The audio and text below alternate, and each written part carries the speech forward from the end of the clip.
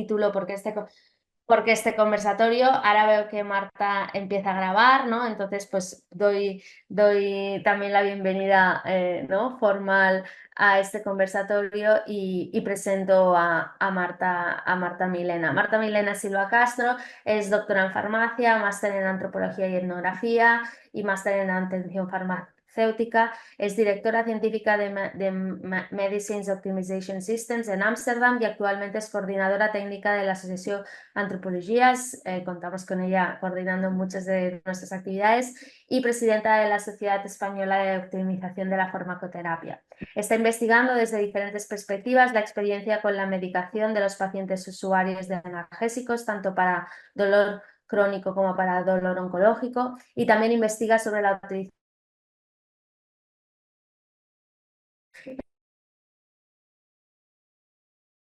social. Decía, ¿no? En tanto que también miembro de la Asociación de ¿no? Ha sido la que ha organizado este conversatorio, la que ha contactado con las ponentes y que, como le decía antes, va a hacer este rol, ¿no? de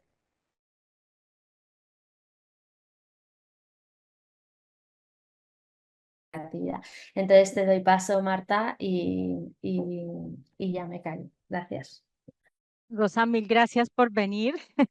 Gracias porque siempre estás con nosotras apoyándonos en todo. Rosa es nuestra presidenta de la Asociación de Antropologías y gracias a toda la gestión que ella hace por nosotras y con nosotras, pues podemos salir adelante con todas estas actividades que bueno, van uniendo campos de áreas del conocimiento, van uniendo a profesionales, uniendo a personas que estamos muy interesadas en la parte aplicada de la antropología en diferentes áreas. Y bueno, para mí este conversatorio es realmente muy emocionante, muy emotivo, muy entrañable, porque pues este conversatorio es así como el seguir tejiendo en los hilos de los conversatorios anteriores que hemos llevado ya las últimas 4 semanas de la antropología hemos hecho 4 conversatorios y ya les voy a contar un poco al hilo de estos conversatorios, cómo están. El primero que hicimos, y luego les voy a presentar a nuestras conversantes. Yo hablo en femenino inclusivo, me perdonan que a veces me equivoco mucho en esta cuestión, pero bueno. Nuestro primer conversatorio fue lo social y lo farmacéutico en tiempos de pandemia. Fue el primer conversatorio que hicimos en la Semana de la Antropología. Le sucedió que fue el de medicalización, que fue tan bonito también, medicalización, paradigma de control y relaciones de poder. Analizamos un poco cómo era la cuestión de de la sociedad paliativa y también ya está publicado en la revista Contextos de la Universidad de Barcelona. Y el tercer conversatorio fue el del año pasado, como también un conversatorio hermoso, que hablamos del libro de Desmorir, de Anne Moyer, y lo relacionamos con el mismo concepto de la sociedad paliativa de Jules Han. Y en estos conversatorios lo que hemos hecho es crear un escenario en la Semana de la Antropología, del Instituto Catalán de Antropología, para profesionales de la salud, básicamente hablar con profesionales de la antropología de estos temas que son convergentes en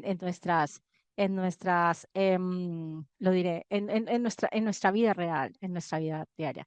Y hoy en este conversatorio tomamos el hilo de Desmorir, de esta maravillosa obra de Annie Boyer, que nos impactó tanto a todas y que quedamos cuando conversamos el año pasado con Paco Martínez Granados, con Jimena Lagos y bueno, estabas Rosa tú también moderándonos esa vez, quedó como el hilo hay más cosas detrás, hay más cosas detrás, el tema de género siempre sale ahí, la cuestión de género siempre sale ahí, y ahí salió la primera alarma, ¿no?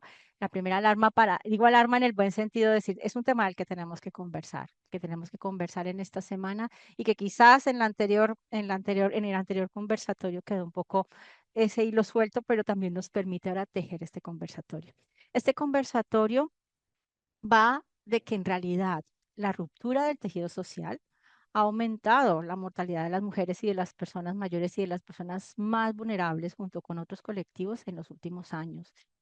Como consecuencia no solo de la pandemia, sino de todos los procesos sociales que nos están rodeando, está aumentando la precarización, la pobreza, la desigualdad.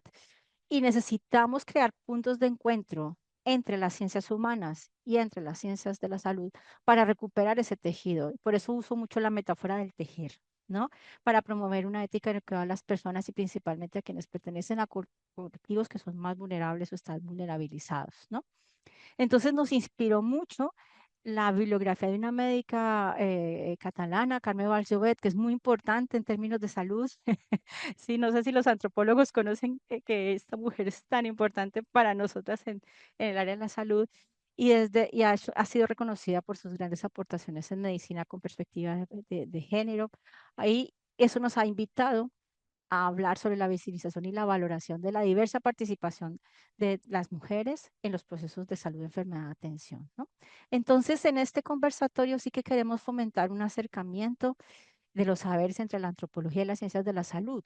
Y de esta forma, a ver si somos capaces, aunque sea en este experimento de grupo de 2 horas online, conectar conocimientos, comprender realidades de quien pone en la práctica el cuidado desde su propia interculturalidad y desde su propia identidad de género. Entonces, para mí es un orgullo, una emoción presentarles a mis conversantes. Los conversantes de hoy son dos seres humanos maravillosos. Empiezo en el orden que lo pone la presentación del conversatorio. San Fernández Garrido es bióloga y doctor en estudios de género, especializada en antropología médica. Ha sido investigadora y postdoctoral Margarita Salas entre la Universidad de Granada y la Universidad Rovira i Virgili. Yo también hice el doctorado en la Universidad de Granada, así que compartimos universidades, increíble. Y ha trabajado especialmente como consultora en programas y políticas públicas LGTBIQ+. Actualmente es profesor y docente colaborador en la Universidad Oberta de Cataluña. Es miembro del MARC, del Centro de, de Investigación en Antropología Médica de la Universidad Rovira i Virgili y el Consejo Editorial de Belaterra Ediciones, responsable de libros maravillosos como estos de los que vamos a hablar hoy. Y fantástico. Su investigación de tesis indagó sobre la construcción de saberes expertos en la clínica intersexual y su trabajo posterior se ha orientado al desarrollo de la experiencia de personas con vaginas no estándares desde metodologías artísticas. Una pasada lo que es Amase. Entre sus publicaciones destacan Artesanías biológicas, por qué la biología y la clínica necesitan de las personas y las culturas intersex, que está publicado en Belaterra en 2024. Saberes intactos, saberes en contacto, una revisión feminista del significado del contacto en los debates contemporáneos sobre relaciones clínicas.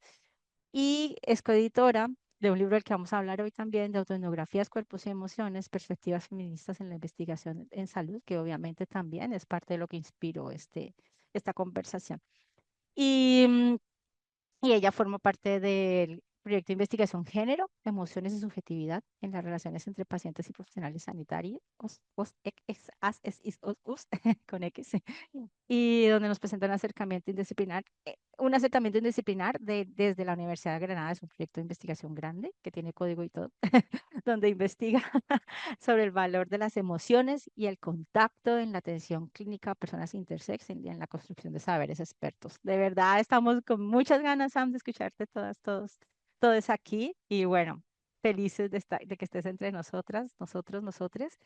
Y de Denis Marcela Bejarano, bueno, es una relación entrañable, compartimos universidad en Colombia. Denis es antropóloga de la Universidad Nacional de Colombia, es máster en gestión de turismo sostenible de la Universidad para la Cooperación Internacional de Costa Rica.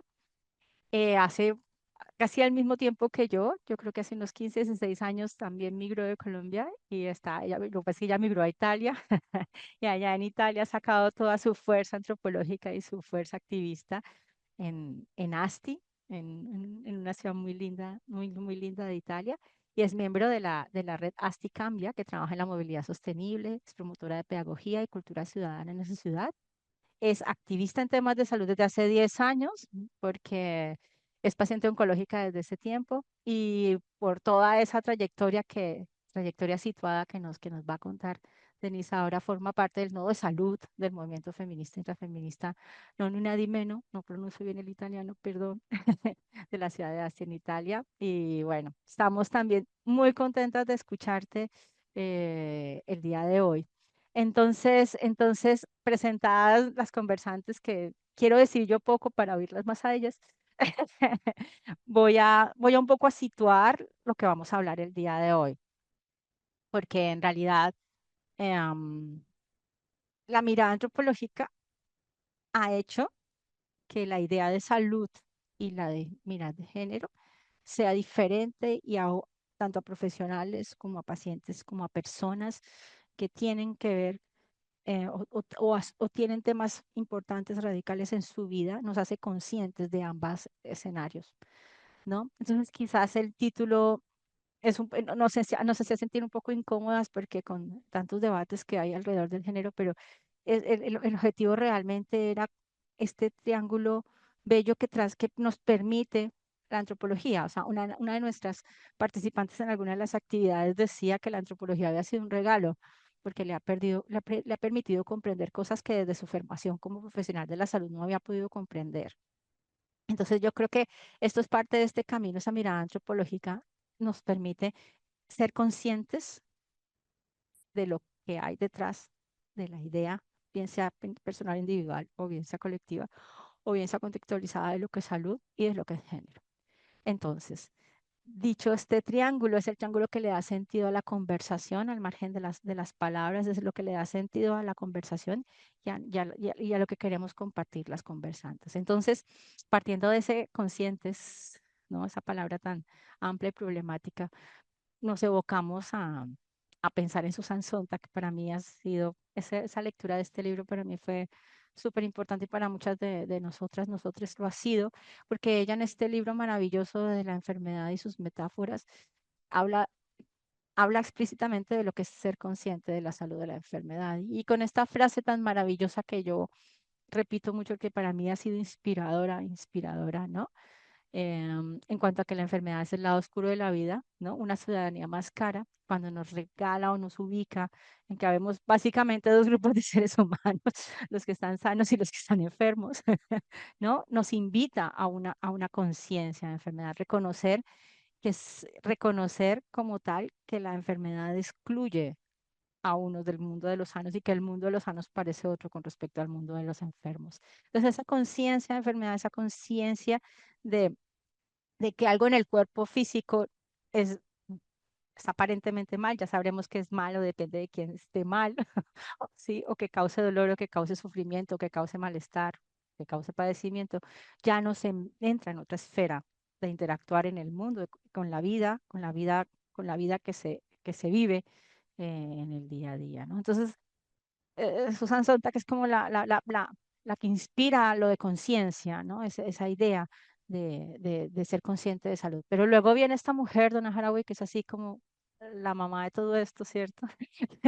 Con su idea de conocimientos situados y de su capítulo 7, que habla específicamente de este tema, hice esta capturita porque en realidad lo que ella quiere decir es que hay muchos lugares desde donde mirar la realidad, muchos, y por lo tanto se hace necesario mostrar cuál es la perspectiva de la que miramos, ¿no? Por eso el conocimiento siempre es parcial y situado.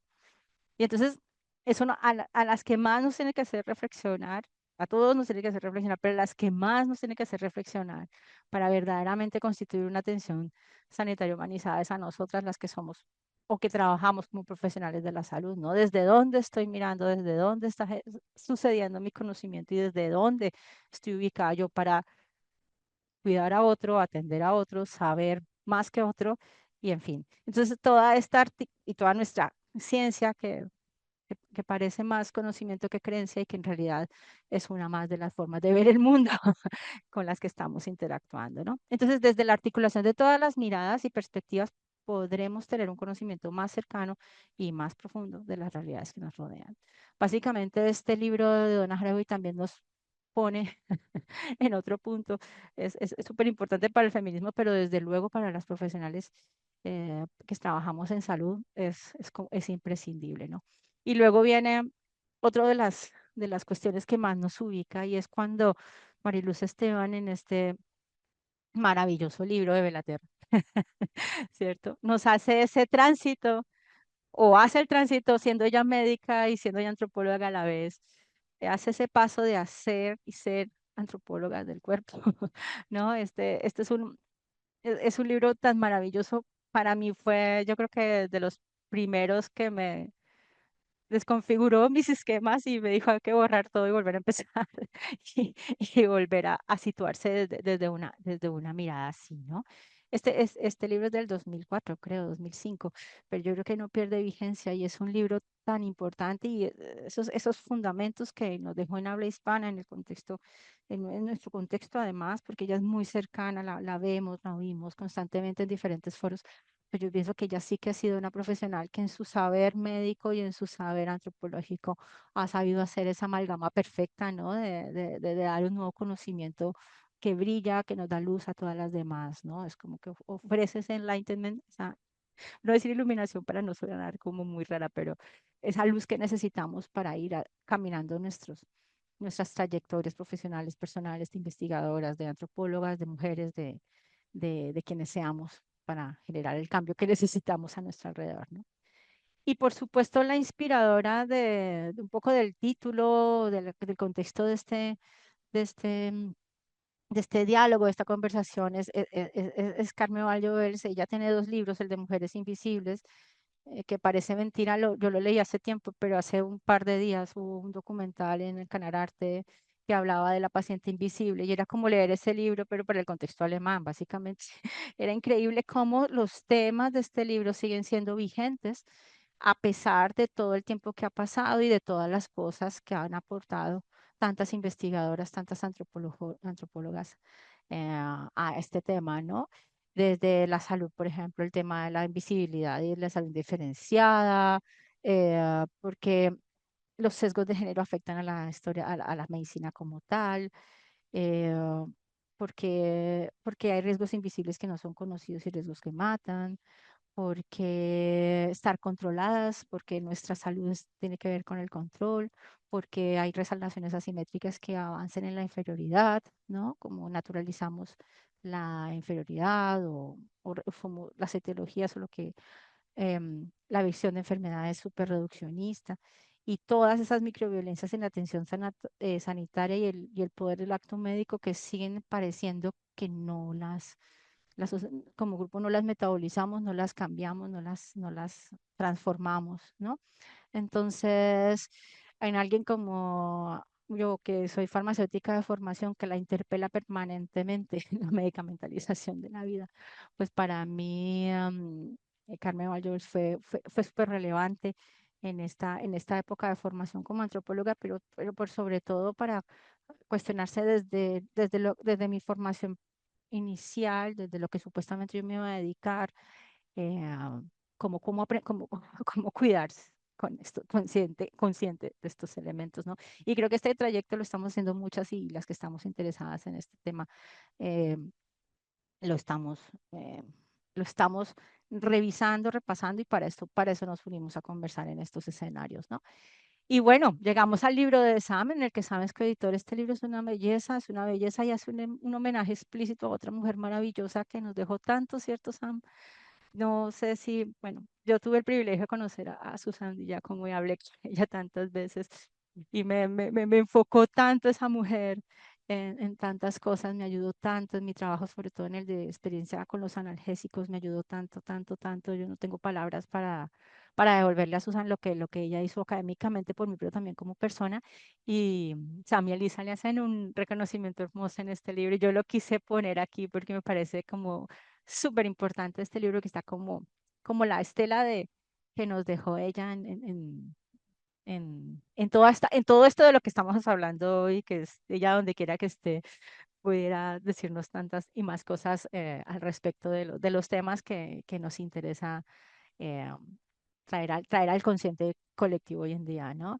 Y pues este libro creo que ha sido muy importante, para mí fue muy importante en la pandemia, Sam, yo te lo quiero agradecer realmente porque en la pandemia me dio mucha vida este libro y tiene un índice maravilloso. Yo no voy a hablar del libro de Sam, por supuesto, ya faltaría, pero lo que quiero decir es toda esta dimensión autoetnográfica de la investigación, que además la escribe Mariluz Esteban en la primera parte, sino todo lo que ellas abordan desde diferentes miradas, estos temas que aborda este libro, de verdad que es imperdible y pues por eso cuando Sam aceptó el conversatorio yo dije, ¡guau! Va a ser maravilloso porque yo me estaba nutriendo de todo esto que estaba leyendo para conversar con las compañeras. Entonces, este es mi planteamiento, este es el recorrido de la conversación, digamos, esto es lo que hay detrás de lo que vamos a conversar, pero pues nuestras conversantes, Denise y Sam, nos van a dar mm, continuidad como a esta cuestión.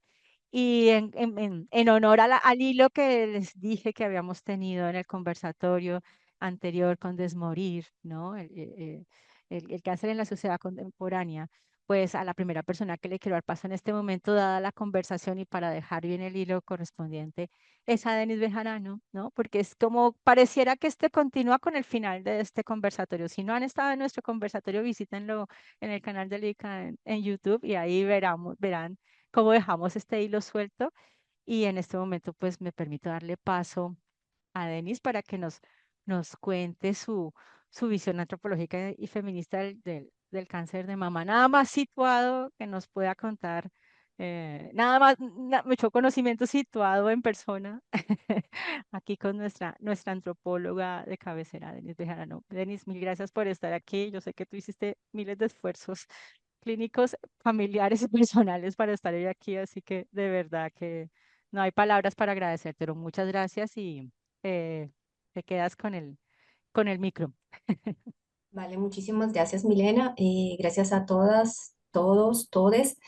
Entonces, si se me llega a escapar alguna palabra en italiano, tengan paciencia conmigo. Buenas tardes. Bueno, yo tengo que decir que agradezco muchísimo a la asociación por la invitación. Hace algunas semanas había participado también a una clase justamente sobre este tema de la visión feminista del cáncer en este caso hablaba de cáncer de seno. Para renombré el cáncer de mama y voy a comenzar hablando de esto. Esta imagen que ustedes están viendo en la pantalla es una imagen que hice yo, es una composición de un poco lo que ha significado este proceso como paciente para mí. Está la carátula de un libro muy importante en italiano, están fármacos oncológicos, están fármacos homeopáticos, fármacos naturales, está la figura de un animal, está en realidad, hay dos fotos de un animal, las imágenes de un animal muy importante que tiene que ver con las tierras desde donde venimos Milena y yo, un animal que ha acompañado este último camino, y el pañuelito que en este momento cubre mi cabeza. Si me da calor, pues después saldrá. Pero entonces quiero comenzar diciendo desde donde yo me presento a hablar en este espacio, porque resulta que la antropología de la salud no era mi campo. Yo como antropóloga trabajé otros temas, trabajé la economía solidaria, la defensa de los territorios, trabajaba el feminismo en otros contextos, el feminismo y la violencia en el contexto colombiano, el tema ambiental, el activismo en otros sectores, pero estaba lejana del tema de la antropología, de la antropología de la salud. O sea, esto fue completamente una cosa que sinceramente me llegó de la vida. Como dijo Milena, fue la experiencia de la vida la que me llegó a reflexionar. Y entonces yo estoy hablando desde un lugar de mi subjetividad. Han hablado de muchas, durante la presentación teórica, Milena pronunció muchas palabras, y entonces digamos que, de lo que yo hablo es de los resultados que he vivido como paciente, es decir, es una especie de autoetnografía. Entonces yo comienzo a hablar desde aquí, como mujer, como mujer hetero, como paciente, como colombiana, como feminista y por último como antropóloga. Es decir, ese es como mi recorrido, mi posicionamiento, y desde ahí llego a hacer a digerir todo lo que voy a presentar hoy.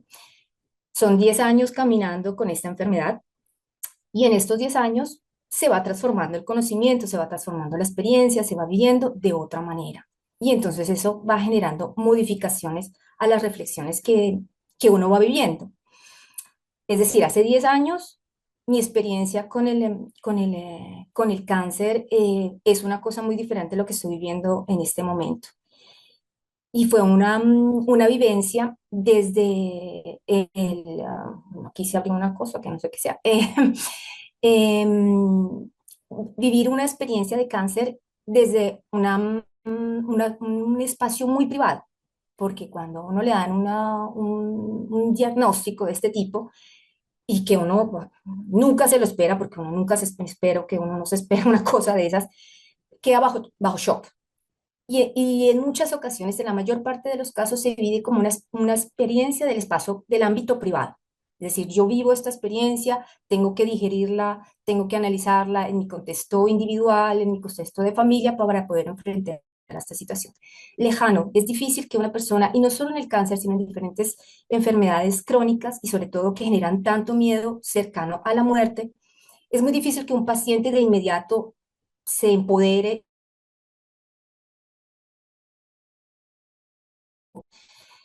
y entonces empieza a generarse como una reacción como introvertida, y esto tiene que ver un poco con el tema de la participación o la reflexión. Con el paso del tiempo, yo empiezo a ver, cuando yo comencé mi enfermedad cuando tenía 35 años. Cuando yo comienzo a ver en el paso de los años que esta enfermedad tiene una incidencia en la población altísima. Estamos hablando de cifras supremamente altas. A mí cuando, digamos, comencé a hacer los controles y esto, cuando yo llegaba, todos los médicos, desde el oncólogo hasta las enfermeras, el radiólogo, bueno, en fin, yo en todo mi proceso he hecho de todo. De hecho, esto puede representarse como un máster en terapias oncológicas.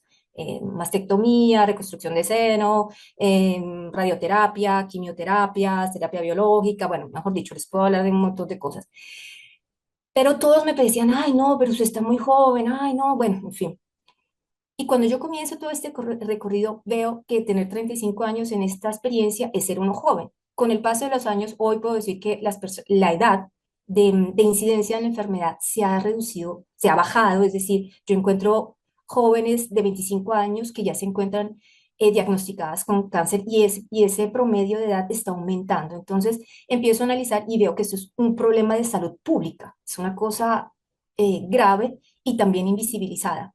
Y entonces ahí empieza mi reflexión y empiezo a decir, pero si los números son tan altos, y sobre todo, por ejemplo, en pandemia, estos números aumentaron, se veían, se hablaban, ¿no? Se habla de números inmensos de la muerte de pacientes, comienza a ser una cuestión pública y empiezo a reflexionar y digo, cáspita, esto es una cuestión también política, porque estamos hablando de las causas, estamos hablando de una problemática que debería entrar en el ámbito de la discusión política. Y desde ahí yo me posiciono y digo, si yo soy una paciente que estoy viviendo esto, y bueno, yo soy una paciente que mi oncólogo puede decir bastante que problematiza mucho la situación. Yo he tenido conversaciones desde el comienzo de cuestionar los tratamientos, de cuestionar las terapias, de cuestionar el tratamiento y el modo de comunicar, y empiezo a decir, yo tengo una voz, pero entonces yo quiero tener mayor incidencia en mi proceso y en el proceso de otras personas que se encuentran en la misma problemática. Entonces, creo y comienzo a decir, quiero aportar al mejoramiento del servicio de atención, porque es muy importante. Aquí hay una cuestión, y es que, como digo, como vivimos una situación de fragilidad, es muy difícil tener la cabeza también para pensar. Uno está pensando en sobrevivir, en la muerte, y uno más lejos está pensando de decir, yo tengo que tener voz para hablar del servicio de atención, pero el que tiene debería, que tiene podría ser llamado a. Eso por un lado. Y el tema del cáncer nos empieza a hablar también, o por lo menos yo lo comencé a sentir como una presión social. Y pienso que la sociedad genera mucho peso en esto. Y entonces pienso que hay que sensibilizar a la población, a la sociedad, para crear espacios más más empáticos, y generar red, ya sea como pacientes, generar red con los operadores de salud y generar red entre pacientes. Entonces, a partir de esto empiezo a tomar una voz de activista y comenzar a generar espacios de reflexión. Estos espacios también, este tipo de reflexión, me llegó gracias a una fase, en un momento en que yo me encontraba en una situación de salud muy complicada y me encontré con este libro que me cambió la vida, que se llama Impazienti. Esta es una versión italiana, se llama, está hecho por una antropóloga francesa, que en realidad ella trabajaba el tema de las violencias, ella está más enfocada en los temas de obstétricos y en temas de violencia obstétrica en Francia, en México, pero se encuentra en un momento muy particular con una paciente y empieza y hacen un podcast y hacen este libro en la versión francesa que se llama Exploración Feminista del Cáncer de Seno. Y este libro, cuando yo me encuentro con este libro me abre un mundo y desde ahí yo me posiciono. Y quiero mostrar la imagen de la carátula de este libro. ¿Por qué? Porque hay una diversidad de senos, ¿ok? Y esto es súper importante porque también crea un imaginario de lo que es ser un paciente oncológico de seno y eso genera también el color, las imágenes de los senos, el seno. Yo soy una amazona porque yo también me quité la prótesis y entonces desde ese entonces salí también como amazona, no tengo solo un seno. Pero bueno, en fin, retomando la cuestión, es que si nosotros estamos hablando, como yo digo, el cáncer, estamos hablando de, según la OMC, estamos hablando que hay una estima de que de uno por cada dos hombres y de una por cada tres mujeres en el transcurso de su vida serán diagnosticados por cáncer a nivel mundial. Esto quiere decir, o sea, estamos hablando de millones de personas en el mundo. Esto quiere decir que podríamos hablar que esto es una tragedia de dimensión global importantísima y de esto no se le da la importancia que es. Esto quiere decir que al final todos nosotros, nosotras, nosotras, tendremos un amigo, un pariente, alguien conocido que ha sido diagnosticado con cáncer. Esto es gravísimo, esto es importantísimo a nivel social, pero muy pocas personas tienen información al respecto, voy a decir, voy a desarrollarme estas cosas. Y las causas, digamos, los cánceres más comunes son, digamos, en el número de casos a nivel mundial, el más diagnosticado es el de mama, el siguiente el de pulmón, el colon rectal, el de próstata, el de piel y el gástrico. Pero los que generan más muertos son en primer lugar el pulmón, el colon rectal, el hepático, el gástrico y por último el de mama. Pero estamos hablando que en el 2022, por ejemplo, para tener datos, tenemos los datos de que por cáncer de mama a nivel mundial hubo 670.000 fallecimientos en el mundo, ¿ok? 2.3 millones de diagnósticos de cáncer en el mundo. O sea, no estoy hablando de dos o tres personas, estamos hablando de cifras grandísimas para darle la dimensión del problema de salud de lo que estamos hablando. Y digamos que el cáncer de mama es el más común en los casos en este caso voy a decir, mujeres. Y hay una cosa de la que no se habla y es que, por ejemplo, en este caso, los hombres representan el 0.5 o el 1% de esta enfermedad. Pero para hablar de una dimensión de género, porque cuando se habla de salud de género, se hace el mundo dual, ¿no? Hombres o mujeres. Y esto es una cosa que es súper clave. Y esto marca todo el proceso de diagnóstico y de tratamiento de esta enfermedad. El lenguaje es determinante en esta enfermedad. Cuando hablamos de cáncer, por ejemplo, yo como paciente, nunca en ningún profesional de la salud ha pronunciado la palabra cáncer. Me habla de tumor, de neoplasia, de carcinoma, o bueno, en fin. Le hablan de uno de cualquier cosa, pero la palabra cáncer nunca viene mencionada. Esto genera terror. Y además la palabra cáncer viene pronunciada en otros contextos. El cáncer quiere decir una enfermedad terrible que asociada a la muerte, se dice, por ejemplo, en otros contextos, como enfermedades también en otros sectores de las ciencias, como el cáncer de las plantas o el cáncer social, para enunciar una situación o un hecho destructivo. Es algo que denota muerte, entonces esta palabra viene escondida, ¿eh? Y la otra parte es, en italiano se utiliza cáncer de seno.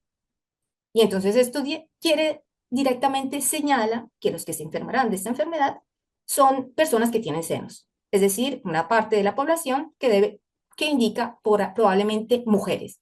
Y en este caso se hablará solo de mujeres que se enferman de cáncer de seno. Entonces, obviamente, si yo hablo de seno, no voy a pensar que un hombre se va a sentir llamado a tener cáncer de seno, y esto es súper importante. Luego, en el español se puede hablar de cáncer de mama, de mama, y esto es más incluyente, porque esto quiere decir que en el ámbito de la salud, toda la diversidad de género, de la que no se habla, las personas que se encuentran, que se pueden autodeterminar LGBTQ+, esto no existe. No, nunca se menciona, nunca se hace la diferencia, no se va a tratar. Si yo quisiera saber cómo llegará una persona trans a ser, llegará a una situación de esta, ¿cómo será tratada? ¿Como hombre, como mujer? De esto nunca se toca el tema. No hay bibliografía al respecto. Si ustedes van a hablar, van a buscar cáncer, se habla mujeres. Mujeres, cáncer de mama. Pero por suerte, la mama es una glándula que está presente en todos los cuerpos. Todos los cuerpos, si en los hombres, en el caso de los hombres, por ejemplo, está una glándula que no se ha desarrollado, pero existe. En italiano no. Se habla de cáncer de seno. Y esto es gravísimo, ¿eh? Esto ya da un camino de diagnóstico y de tratamiento. Y además genera un mensaje social. ¿Ok? Esto quiere decir que estas diversidades de género no serán reconocidas. Esto, bueno, los únicos que se enferman de cáncer de seno son mujeres, y en todo esto se va a tratar. Tanto es que hay una focalización de los pacientes y una focalización de la prevención. Toda esa diversidad, todas esas diversidades, ¿a quién le importa? No existen, no vienen tratadas, se vienen completamente invisibilizadas. Y bueno, esto es un paso, esto es una construcción que tendrá que ir mejorando, y digamos que esta es una visión que podría ir ayudando a abrir ese modo de comunicar la enfermedad. Entonces, desde este punto de vista, se generan unos pesos sociales dentro de las pacientes, de los pacientes, las pacientes, les pacientes, que ahí en el español juega otro lenguaje muy importante, de los procesos aquí me quedo las pacientes, les pacientes, yo lo vivo como una mujer, de descubrir la enfermedad. Entonces, claro, el cáncer es lo innombrable, y en este caso el seno, entramos en la dimensión de que la enfermedad tiene que ver con lo femenino. Entonces, de inmediato lo vinculamos con la maternidad y una idea de feminidad. Porque esto es importante. El seno, a nivel social, está la construcción de que el seno tiene que ser o grande, o pequeño, o bonito, o feo, duro, caído, y esto genera una situación que la gente que no ha pasado por esto no lo sabe. Pero es un peso que cae sobre el paciente, las pacientes, les pacientes. Esto es una cosa que va a jugar todo el tiempo un peso súper importante. En lugar de que yo me concentre en sobrevivir, en focalizar todas mis energías por afrontar la enfermedad, me van bombardeando con un montón de información. Las preguntas son, ¿y usted fue madre? ¿Ya tiene hijos? ¿No tiene hijas? ¿Quiere tener hijos? Esto es una cosa súper pesada y súper difícil de manejar en este proceso. Entonces, por un lado está una sociedad con un gran desconocimiento sobre la enfermedad en sí, los procesos y cómo acompañar. ¿Por qué? Porque cuando la sociedad está acostumbrada a ver un cierto imagen de un paciente, de una enfermedad, entonces se dice, no, tiene cáncer, no, mejor dicho, ya, se murió, el saludo, despidámonos, ¿cómo va a ser? Por ejemplo, yo que en este momento estoy en una fase de cronificación de la enfermedad, llevo casi más de año y medio bajo quimioterapia, y entonces la visión, la mirada que me da la gente es, todavía está ahí, no, pues están esperando en algún momento que el final fatídico, ¿no? Y se lee entre los ojos, porque es una visión social de esta enfermedad, ¿no? Esta mujer ya, chao, bueno, espera, todavía está viva, ¿cómo sigue? Y entonces, como no, y como no sabe cómo preguntarse, no se sabe cómo afrontar, no se sabe cómo acompañar, si sea al paciente, que a la familia, al conjunto familiar que acompaña a la persona que está enferma. Y por el otro lado están los profesionales de la salud, en las que se crea un nivel de autoridad.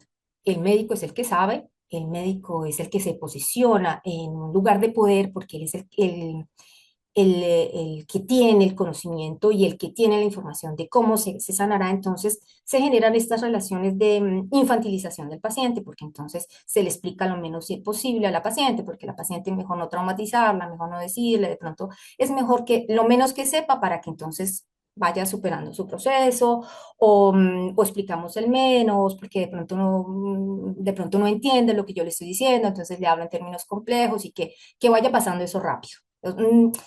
Es muy difícil, hay que preguntar, hay que exigir, porque de inmediato no hay un diálogo en las mismas condiciones, no hay una relación de horizontalidad con los profesionales de la salud, y además de eso, se extrae como la posibilidad de que el paciente, la paciente, pueda crear una activación, ¿no? O sea, de poder decidir también lo que yo quiero, cómo quiero afrontar la enfermedad.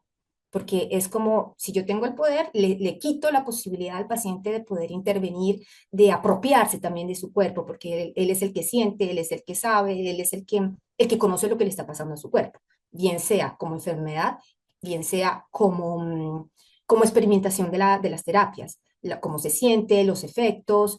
Claro, uno va llegando y le dicen tuvo fiebre, tuvo no sé qué, pero esa posibilidad también de ser actor, de hacer el actor principal de su destino, en este caso, de su enfermedad y de su proceso. Eso se pierde mucho porque está este fenómeno de la autoridad. Por ejemplo, a mí me sucedió hasta con las enfermeras, que en un momento tenía que discutir, porque hubo un momento en que tenía que ir una vez al mes a que me pusieran 3 inyecciones, y bueno, me tocaba la enfermera que me tocara, muchas veces, depende del estado de ánimo de las enfermeras, de cómo lo tratan a uno, que me ponían inyecciones mal y eran inyecciones súper dolorosas. Y entonces yo tenía que decirle a la enfermera, pero señora, me está poniendo mal la inyección. Y entonces ella me decía, ay, pero ¿cómo yo sé dónde está mi nalga, donde no es? O sea, ahí usted me está generando un dolor más grande porque ahí no tengo grasa. Y estas son las dimensiones, estas son las discusiones que puede dar uno, y le cuesta a uno trabajo porque es la persona que luego le va a poner la inyección y me va a generar dolor. Entonces, ¿qué hago? Establezco un diálogo con una persona que después me va a generar dolor. Esto es bastante complicado, pero son situaciones que se dan. O sea, en algún momento se tendría que generar este, em, este diálogo, y queda en una situación de bastante desigualdad. Es desigualdad. Y entonces, cuando hablamos de tratamientos, esto es más cruel aún. Y a mí me gusta decirlo. Cuando uno va a ver tratamientos de la enfermedad, entonces eso no le dicen si quirúrgico, radioterápico o farmacológico. Y entonces yo digo, cortar, quemar, envenenar, porque en realidad eso es lo que es. El cáncer, especialmente el cáncer de mama, es bastante complicado de detectar porque en muchos casos no se siente el dolor. Uno puede tener una, una bolita, algo que uno no detecta si uno no está escuchando su cuerpo, pero entonces para poderse curar uno tiene que pasar por procesos muy dolorosos: terapia, quimioterapia. Y eso, en otros términos, es cortar, quemar, envenenar. Eso es lo que me ha pasado. Entonces, usted tiene que estar mal para poderse sanar. Este es un lenguaje muy, muy, muy difícil, pero prefiero colocarlo en estos términos para que se entienda. Y esto obviamente genera miedo, diferencias culturales. Por ejemplo, yo siempre me he preguntado en el caso de personas de otras religiones, como por ejemplo las personas musulmanas, que tengan que encontrarse frente a un oncólogo, a un senólogo, que tenga que descubrir su seno. Porque claro, uno tiene que mostrar, pero no es mostrar una mano, no es mostrar la nariz, no es mostrar un ojo, es una parte muy íntima donde vienen muchos especialistas a verlo a uno así, como, a ver, muestra a ver qué es lo que tenemos que hacer. Y después de que digan, no, pero ¿cómo así? No. A mí me sucedió una vez con el cirujano estético, el cirujano plástico, perdón, porque a mí me hicieron mastectomía, reconstrucción de seno al mismo tiempo. Y la situación fue esta. El hombre me mira y me dice, déjeme ver a ver qué es lo que tengo que resolver. Y yo, muestra, me dice, yo una prótesis así de pequeña no la tengo. Y entonces yo, claro, me molesto y le digo, ¿Y qué me dice a mí? Es usted el profesional, ¿no? Dígame usted, entonces, ¿qué va a hacer? Y entonces empieza a dar giros y a decir, no, pero entonces yo a este caso le puedo poner otra en el otro lado y así generamos un equilibrio estético. Y yo le digo, no, ¿por qué me va a operar el otro seno si yo lo único que tengo es, lo único que está mal es el otro? Dice, no, pero sabe, una cuestión estética, una cuestión de, no, usted el otro seno no me lo toca. ¿Por qué? Porque soy mujer, porque se tiene que ver el seno de una cierta manera, porque se tiene que responder a un ideal estético, en, en teoría, para sanar, para generarle menos impacto. Yo puedo entender que algunas personas se puedan sentir más tranquilas con esto, pero debe ser una cuestión de decisión. Si yo creo que es importante, debería ser otro modo de comunicar, de dialogar y que acompañar al paciente para tomar una decisión, no que venga impuesto de esta manera violenta. Y por eso pongo en esta diapositiva la palabra de violencia oncológica. Como se habla de violencia obstétrica en otros ámbitos, yo lo coloco aquí como violencia oncológica, porque yo en todo mi recorrido he vivido la violencia oncológica, desde el cirujano plástico hasta el mismo oncólogo, hasta las mismas enfermeras, porque es un continuo, ¿no? También en diferentes términos, en diferentes formas, desde la parte racial, desde la parte de migración, porque mi apellido está pronunciado en español y la J en el italiano no existe, entonces un día pueden decirle a uno, pero ¿qué pretende? Que le pronuncie, ¿cómo quiere que pronuncie su nombre? Quiero que pronuncie mi nombre de un modo que yo pueda entender, porque si lo pronuncia de una cierta manera que ni siquiera lo puedo entender, es dignidad del paciente. Y esto es fundamental. Entonces, creo que este concepto de violencia oncológica debe ser todavía, debemos empoderarnos, debemos desarrollarlo e insistir porque existe, es una cosa real. Y esto tiene que ver también con vivir los efectos colaterales de las terapias, porque, claro, le cortan a uno, lo queman o uno comienza a entrar en un círculo de terapias del que no saldrá, porque desde que uno viene diagnosticado tendrá que pasar por miles de terapias y vivir con los efectos colaterales. Pero lo que quiero también resaltar es que todo esto viene acompañado de un peso hacia la feminidad a toda costa. Desde que yo vengo diagnosticada me dicen, bueno, pero entonces tendrá que ser una quimio, están las pelucas, porque es importante. El primario, el jefe de reparto de oncología, un día me dijo, y cuando vaya a comenzar la quimio, no quiero verla con la cabeza pelada, porque a mí las mujeres así, que vienen con la cabeza pelada, es como que se creen superiores y yo esto no lo soporto. ¿Cómo? ¿Cómo es posible que usted me diga cómo tengo que enfrentar mi enfermedad? Y así como ustedes hoy me ven con la cabeza pelada, yo sigo circulando después de 10 años, después de 10 años todavía llego al reparto con la cabeza pelada porque es mi decisión si yo quiero ponerme una peluca o no. No debe ser un profesional que me impone esto. Que si quiero ponerme maquillaje, si no quiero ponerme maquillaje, es una decisión mía. Y esto hay un peso social súper fuerte. Cuando nosotros vemos en las publicidades, en el octubre, que es el octubre del mes del cáncer de seno, vemos imágenes de mujeres con, de pronto no con la peluca, pero sí con el pañuelito en la cabeza, pero sonrientes y tranquilas, serenas, diciendo cómo una mujer de pronto debe afrontar la enfermedad. Y eso crea un imaginario. Y entonces, no, la quimioterapia es un momento en el que las mujeres de pronto están en la cama, tumbadas, vomitando o con la náusea y no se sienten bien, les duele todo, súper cansadas, pero no, hay otro lenguaje. Si la mujer está sonriendo, está al lado de la familia, sigue cuidando a sus hijos, no importa que se enferme, ella tiene que resolver y responder a un modelo de mujer que se tiene en la sociedad y sigue siendo mujer, no importa que sea un hombre o no importa que tenga otra identidad de género, porque eso viene completamente desconocido, no existe nada. Y de eso se genera todo un mercado. Está el octubre rosa, que ustedes verán que en el octubre todo se pone de color rosado, fucsia, porque es el modo en que se lee una enfermedad, porque ese es el color de la enfermedad. Y entonces hay productos, por ejemplo, las casas, ¿cómo se llaman? Las empresas cosméticas dicen que por ese mes hacen un descuento de cierto tipo de productos para que se puedan vender productos que donarán una pequeña porción a los centros de investigación para curar el seno.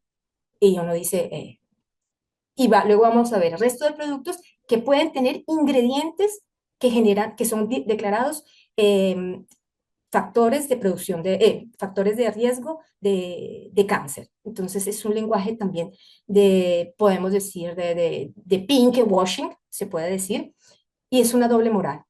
Y podemos decir que en las casas farmacéuticas también sucede el mismo lugar y una inequidad del modo en que llegan los fármacos al norte global y al sur global.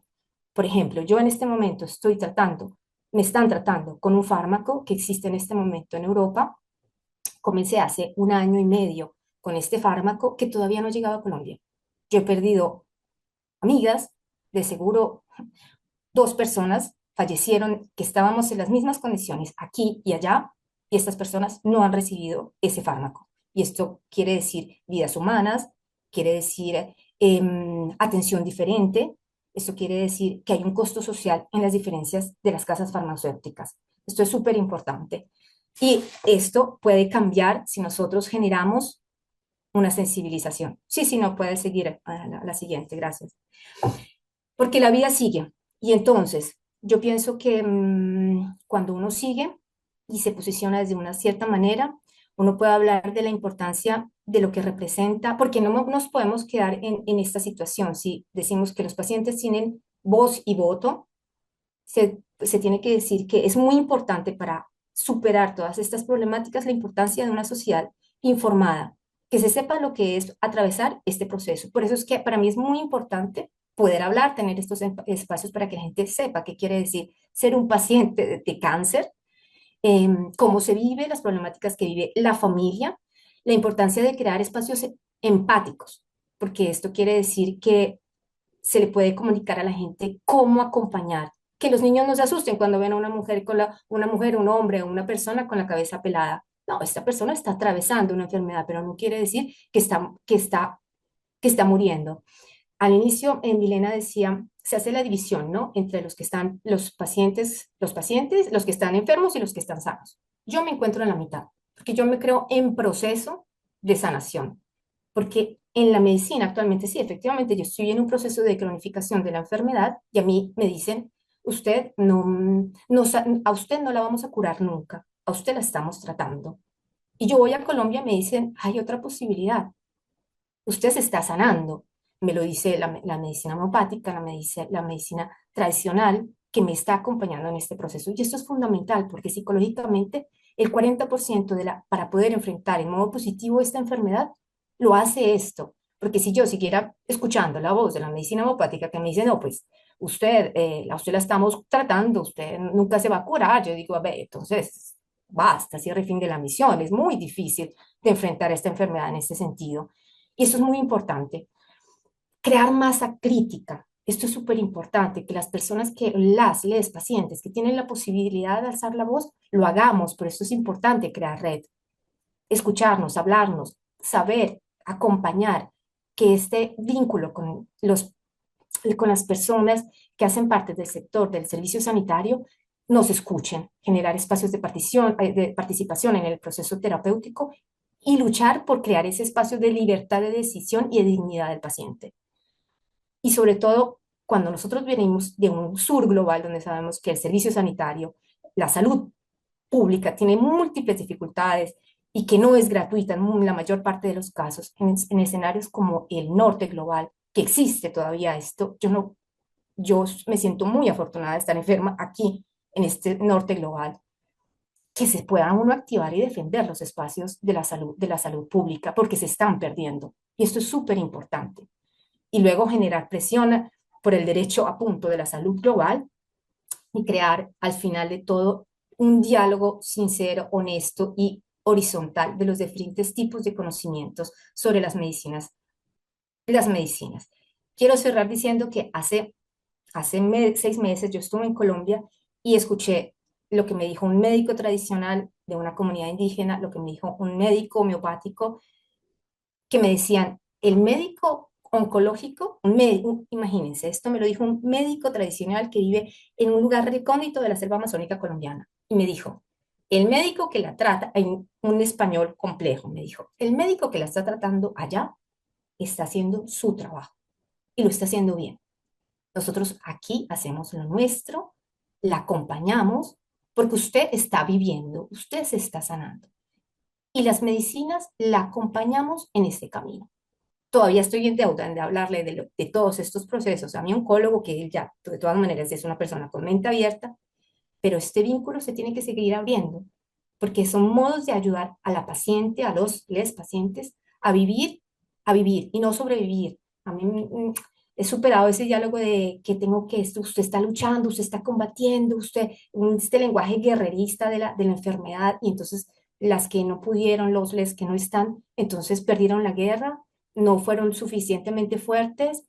No, no es justo. Yo no la siento así. Yo creo que estamos viviendo, estamos tratando de seguir caminando con esta enfermedad. Y por último, el color que puse de fondo de mi presentación es un color que no es el fucsia. Yo no soporto que mi enfermedad sea pintada de un color que no da la dimensión de todas las personas que atravesamos por este camino. Bueno, dejo ahí. Muchísimas gracias. Me ocupé muchísimo más tiempo, lo siento mucho. Ya sabemos que te emociona, pero es que es normal y nos emocionas a las demás y además es perfecto porque dejas tu última línea, que es diálogo entre los diferentes tipos de conocimiento, para darle pie a Sam, que nos vas a hablar nos va a hablar más allá del dualismo experto Lego, o sea que yo sabía que se iba a ir por ahí, por eso el orden también está pensado, pero gracias, Denise, porque yo creo que es la antesala perfecta para lo que continúa hablando Sam. Paso, como yo tengo las diapos, paso por aquí y me vas avisando si es correcto, ¿vale? Gracias, Sam. Gracias, Denise. Seguimos. Bueno, muchas Tú gracias. tranquila, el tiempo que quieras, todavía tenemos. Muchas gracias, Denise, por la presentación. Espero poder ahora seguir en diálogo contigo a partir de lo que traes. Y muchas gracias, Milena, por la invitación. Encantada de estar aquí hoy con vosotros. Y muchas gracias al Instituto Català d'Antropologia també per convidarme. Y bueno, yo he puesto este título a mi presentación, que va a ir sobre la clínica intersexual, porque es donde yo he realizado una gran parte de mi trabajo en el contexto del Estado español. Y justamente le ponía este título de Transformaciones más allá del dualismo experto-lego, porque lo que me va a interesar traer a debate en esta presentación es por qué necesitamos escuchar distintos tipos de saberes justamente para construir lo experto, ¿no? Justamente para remover, por tanto, esa idea que tenemos de lo experto como aquello que se construye autónomamente en ciertos centros autorizados del conocimiento, sean las universidades, sean las redes de revistas de alto impacto, etcétera, etcétera, etcétera. Bueno, yo voy a poner en cuestión que el conocimiento experto se pueda construir autónomamente desde ahí. Es más, voy a defender la idea, y creo que después de escuchar a Denise no va a sonar muy extraño, de que nos estamos perdiendo un gran apoyo si nos quedamos ahí. Y nos estamos perdiendo un gran apoyo, como digo, para justamente hacer un conocimiento técnico y experto que realmente sea de calidad. Bueno, yo comentaros para situarme que provengo de estos dos campos, provengo de la biología, bueno, pues de formación y posteriormente migré con todas estas preguntas al campo de las ciencias sociales, y en particular de la antropología médica y los estudios feministas. Así que tengo un gran interés en construir espacios que nos pongan a dialogar, que pongan a dialogar a personas que proceden de marcos que se han construido dentro de las facultades de ciencias de la salud, marcos que yo conozco bien por mi formación y que por tanto también entiendo, ¿no? Cómo llegamos a construir el conocimiento como un asunto de personas expertas, pero la antropología médica y los estudios feministas es lo que a mí me ha acercado, y los activismos en salud es lo que a mí me ha acercado hacia un conocimiento que en antropología llamamos más transcultural, y que me parece que tiene una potencialidad que cuando los profesionales de la salud empiezan a conocerlo, creo que también están en disposición de utilizarlo y de transformar las maneras de hacer, que al final es de lo que se trata. Bien, para traer a conversación todo esto, quería comenzar con una situación que se dio en una entrevista de mi investigación.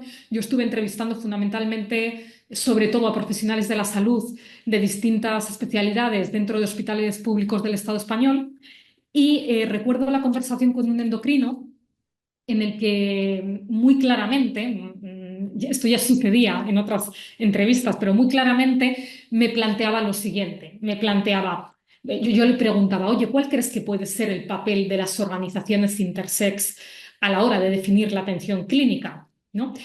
Hago paréntesis, lo intersex, hablamos de lo intersex para referirnos a todos aquellos cuerpos que no responden biológicamente a las expectativas que tenemos sobre lo que es un cuerpo biológico, de hombre o de mujer. ¿Vale? No estoy hablando de intersex para hablar de personas trans, es decir, para hablar del terreno de la identidad, sino que estoy hablando para hablar de esas biologías que existiendo las hemos concebido únicamente como pertenecientes al terreno de la patología, ¿no? Porque ideológicamente, porque esto es una visión ideológica de los cuerpos, hemos establecido que no hay cuerpos que se salgan de este binarismo, que serían los cuerpos biológicamente ideales de los manuales de anatomía y los cuerpos masculinos y los cuerpos femeninos biológicamente ideales que aparecen también en los manuales de anatomía al uso.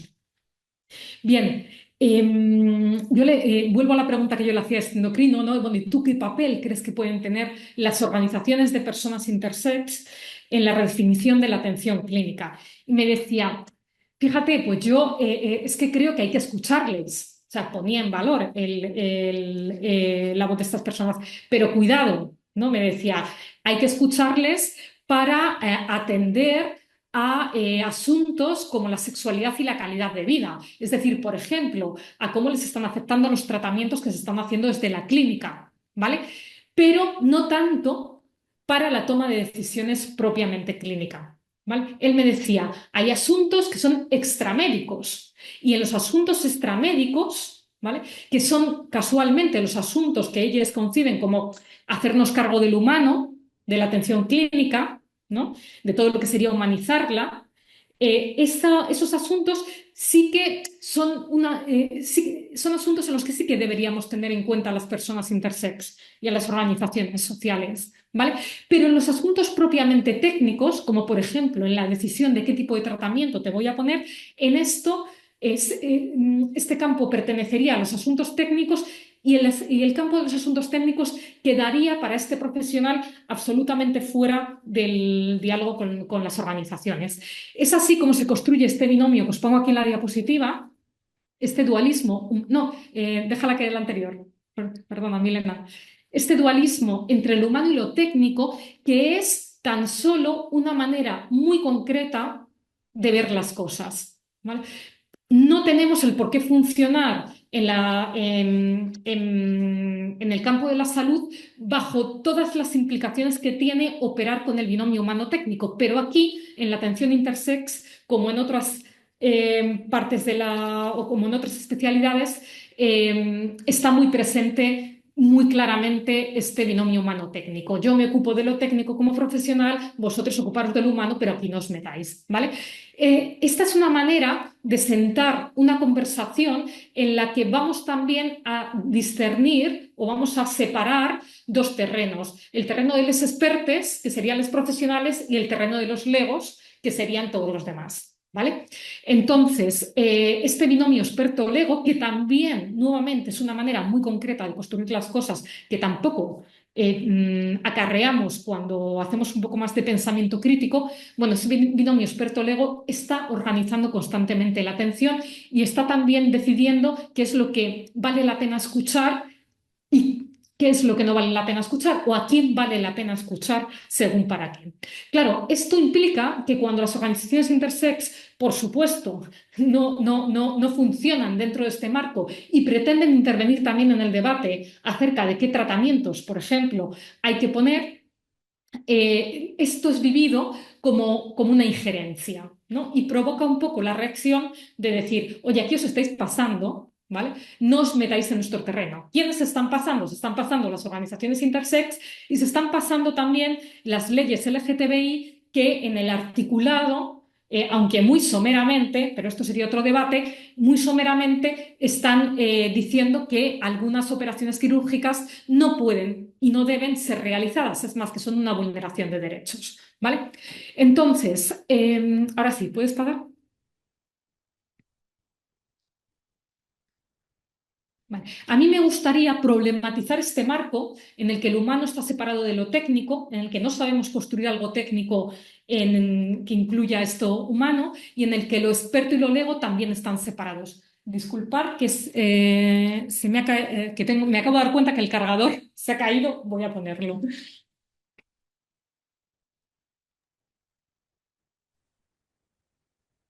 Tranquiles, Sam, vamos, les agradecemos a todas las palabras en el chat y Ya, seguimos, ¿sí? Perfecto, ya, es que hubiera sido peor que la interrupción, que perfecto, claro, desaparecer de nuevo. catapum. Hacer catapum. Perfecto, Sam, gracias. Dime si me voy acoplando a las diapos que Sí. estoy pendiente. Vale, para plantear otro marco, yo quiero recoger un concepto de la antropóloga canadiense Marie-Louise Pratt, que viene de los estudios postcoloniales y que ella habla, en otro contexto, habla de la creación de zonas de contacto. Yo voy a proponer que podamos leer los encuentros clínicos entre pacientes y profesionales como la creación de una zona de contacto. ¿Para qué? Para que nos podamos plantear abierta y críticamente qué tipo de zona de contacto podemos y queremos construir. Una característica, bueno, os he puesto aquí las características de las zonas de contacto, pero a mí me interesa traer a debate tres características que los he marcado en naranja de qué aporta hablar de los encuentros clínicos como zona de contacto. Bueno, en una zona de contacto, que es un lugar de encuentro entre dos culturas distintas, que en este caso serían la cultura médica profesional, la cultura biomédica y la cultura de los pacientes, ¿no? Eh, Hablar de zona de contacto nos permite reconocer que en ese encuentro clínico siempre va a haber asimetría, porque va a haber relaciones de poder, esto es inevitable, ¿vale? Eso no lo vamos a poder cambiar, ¿vale? Pero que pese a que haya asimetría y relaciones de poder, puede haber transformación mutua, es más, debe haber transformación mutua, debe haber transculturación, ¿vale? Y además, quienes están en una posición más subalternizada siguen teniendo un potencial de improvisación o de creatividad para generar respuestas distintas a a las esperadas, ¿no? Entonces, me interesa, por tanto, ver las relaciones médico-paciente como un encuentro en el que tenemos que estar atentos a las diferencias de poder porque siempre van a continuar estando, hay una estructura detrás, ¿vale? Pero en el que pese a eso podamos hablar de transformación y de creatividad. Porque es en este tipo de zonas de contacto donde podemos reconocer el papel que las organizaciones van a tener como correctores epistémicos. ¿Qué significa esto?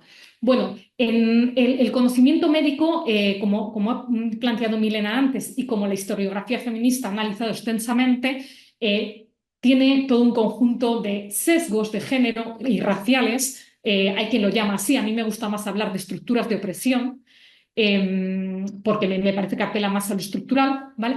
Y el asunto es cómo podemos llegar a ser conscientes de estas estructuras de opresión para poder cambiarlo. Y la cuestión es cómo los pacientes y las organizaciones, ¿vale?, nos van a ayudar justamente a hacernos conscientes de esto, es decir, van a poder ayudarnos a corregir, ¿no?, esas epistemologías, esas formas de conocimiento que están detrás de las maneras en que trasladamos las estructuras de opresión a la atención clínica, ¿vale?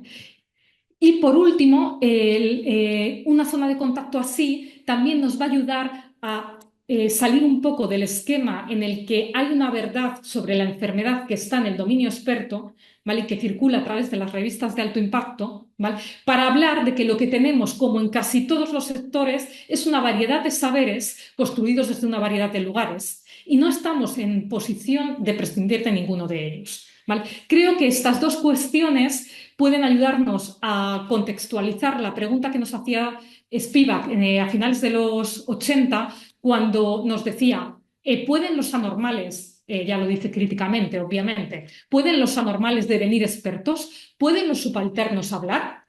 ¿Vale? Son dos preguntas sinónimas. Si creemos que los subalternos pueden hablar, entonces los anormales podrán devenir expertos, ¿no? Ahora sí, le puede dar.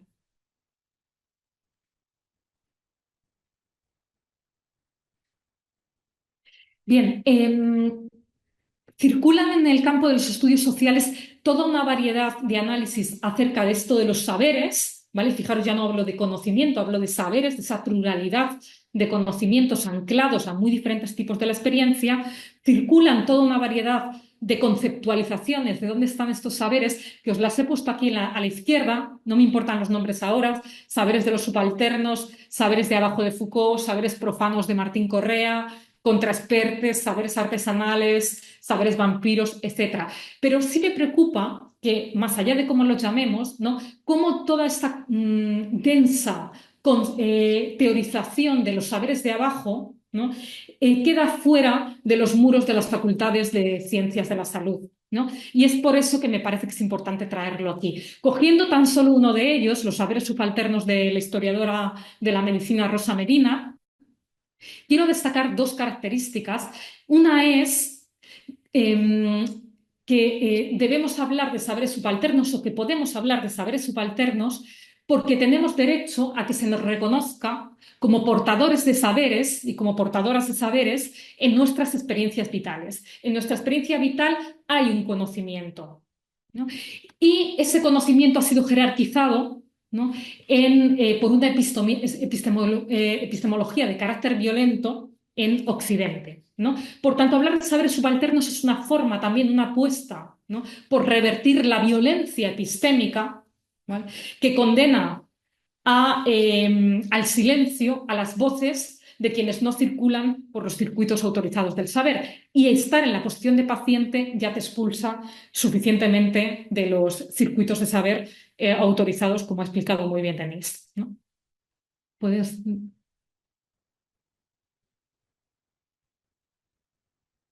Bien, para verlo, lo que estoy trayendo con un ejemplo concreto de la clínica intersexual, os he traído una pregunta que la traigo muy intencionalmente, la pongo aquí, porque es lo que todo el mundo entenderíamos como una pregunta de lo más experta, una pregunta que creeríamos o podríamos pensar que debería resolverse en una sala de un hospital público, donde quizás invitemos a cirujanes, quizás a endocrines, quizás bueno, a profesionales de algunas disciplinas clínicas. La pregunta es la siguiente.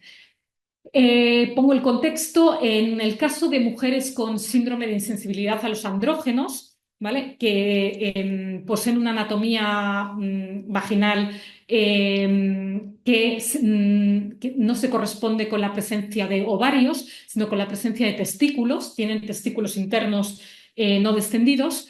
En el caso de mujeres con testículos internos, debido al síndrome de insensibilidad a los andrógenos, ¿sería necesario retirar quirúrgicamente estos testículos o deberíamos de dejarlos? Bueno, esta pregunta se ha acometido con un debate acerca de los riesgos tumorales de estos testículos, y por tanto se ha transformado en una pregunta acerca de cuánto riesgo tumoral tienen estos testículos. ¿Tienen realmente un riesgo tumoral como para tener que retirarlos? Bueno, lo que voy a defender aquí es que en base a mi investigación, pero no únicamente a la mía, sino también a otros estudios dentro del campo intersex, porque esto es un caso muy conocido, lo que voy a defender aquí es que la respuesta a esta pregunta va a depender de cuál sea la mesa de conversación que construyamos, es decir, de cuál es la zona de contacto que estamos utilizando para responder las preguntas clínicas. Bien, si esa zona de contacto es una zona de contacto que normalmente llaman multidisciplinar. Yo, cuando he ido a hacer las entrevistas y pregunto a los equipos ¿cómo os organizáis internamente? Me dicen, somos un equipo multidisciplinar. ¿Qué significa esto?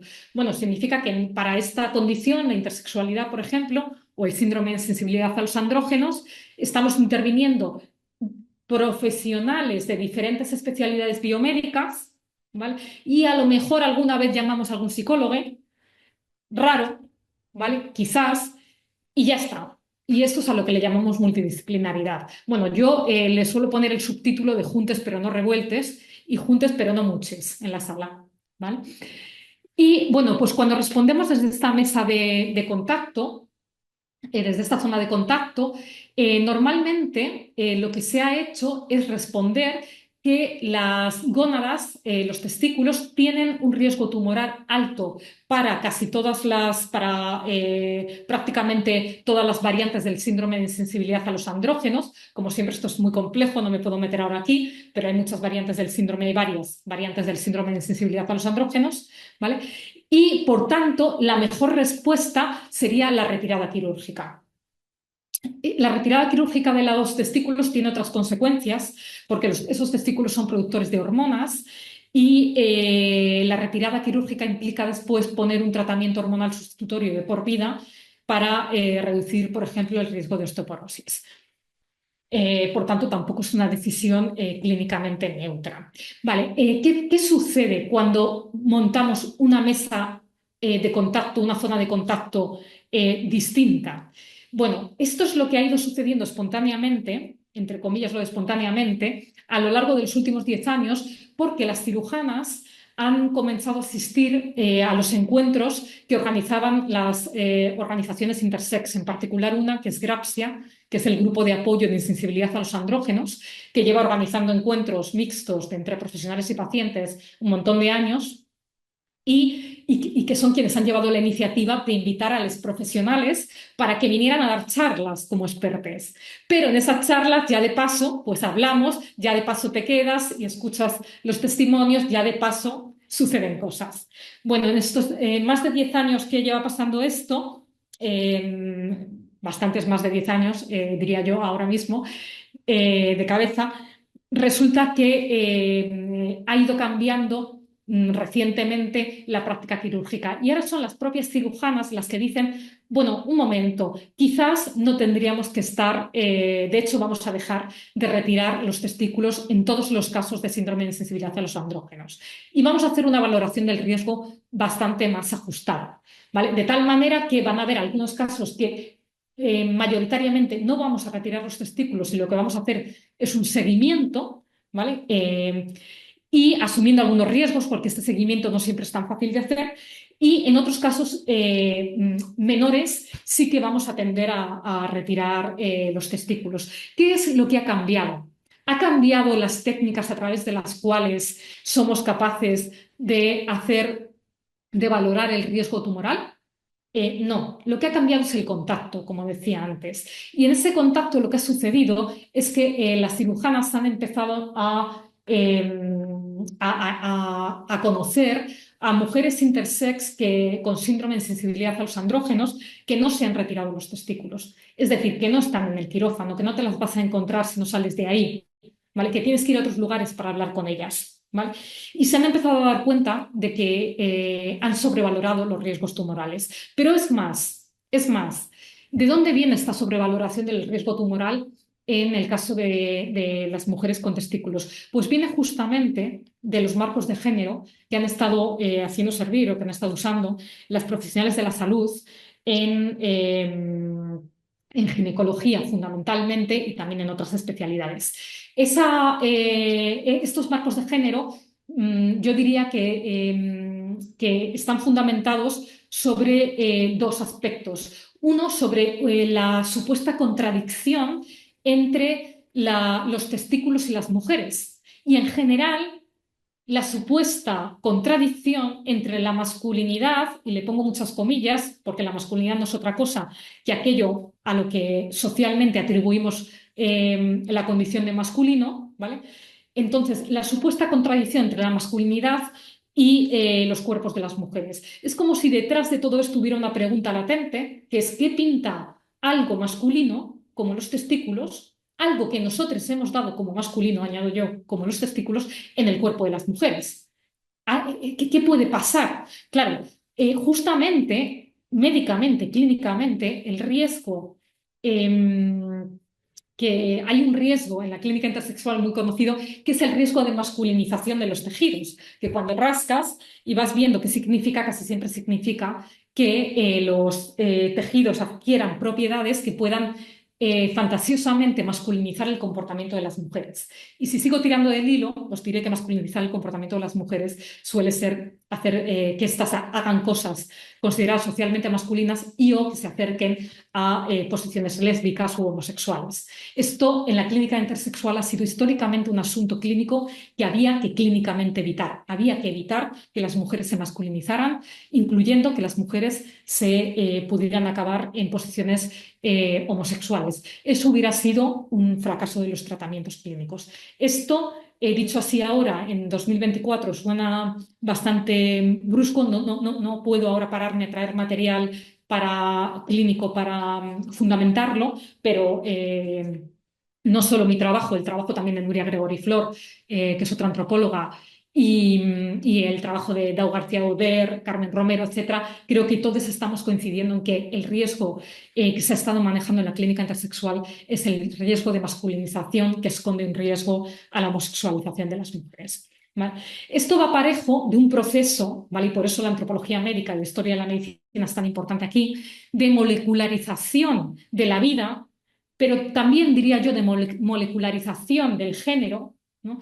En el que lo que ha ido pasando históricamente es que según hemos tenido técnicas para pasar del estudio de los órganos al estudio de los tejidos y de ahí al estudio de las moléculas y de ahí yo diría al estudio de los átomos, cada vez hemos ido trasladando a estas escalas el pensamiento binario de la feminidad y la masculinidad, ¿no? Entonces ya no es que las personas sean femeninas o masculinas o sean hombres o mujeres, es que los órganos pueden ser femeninos o masculinos, es que los tejidos pueden ser más femeninos o más masculinos, es que las moléculas, la testosterona, ¿no? Por ejemplo, puede ser una molécula más femenina o masculina. Esto genera toda una serie de problemas en la consideración de la testosterona como una molécula masculina, perdón. Es un asunto que permea también la lógica de múltiples tratamientos y que hace falta revisar y que también hemos revisado en el caso de la clínica intersexual, ¿no? Pero os voy mostrando tramas, ¿no? Que tienen que ver con o que ponen en relación cómo hemos pensado el género a lo largo de la historia, con cómo eso se ha convertido en un punto ciego y desde ahí ha sido trasladado al pensamiento médico y a la práctica clínica, ¿no? Y cómo finalmente, por tanto, no podemos explicar los tratamientos clínicos en intersexualidad sin tirar de esa trama y explicar cómo se ha construido la noción de las mujeres en la medicina. Y lo más importante, que sigo insistiendo en ello, y cómo la construcción de ese conocimiento sobre cómo es un cuerpo de mujer o cómo tiene que ser un cuerpo para que sea considerado verdaderamente perteneciente a una mujer, cómo la construcción de ese conocimiento en el seno de las facultades de ciencias de la salud acontece desde lo tácito, desde el pensamiento tácito y desde el aprendizaje tácito. ¿Vale?